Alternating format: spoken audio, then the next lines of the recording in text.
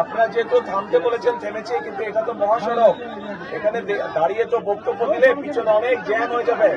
তবে এতটুকু শুধু বলবো, আপনারা যে কষ্ট করে এখানে এসেছেন, সকলে একত্রিত হয়েছেন, আগামী 12 তারিখ যে ভোটের দিনও কিন্তু এইভাবে গিয়ে কষ্ট করে গিয়ে ধানের শীষে ভোট দিতে হবে। আমার বাবা আমাদের এখানে প্রার্থী হচ্ছে মইনুল হোসেন সাদিক, ডাক্তার সাদিক, চিনেন তো? ইনশাল্লাহ ডাক্তার সাদিককে ধানের শীষে ইনশাল্লাহ সকলে জয়যুক্ত করবে ইনশাল্লাহ। ঠিক আছে, আজকে আর কথা বলবো না, ইনশাল্লাহ ভবিষ্যতে আবার আসবো আমি, তখন সময় নিয়ে আপনাদের সাথে কথা বলবো। আসসালামু আলাইকুম।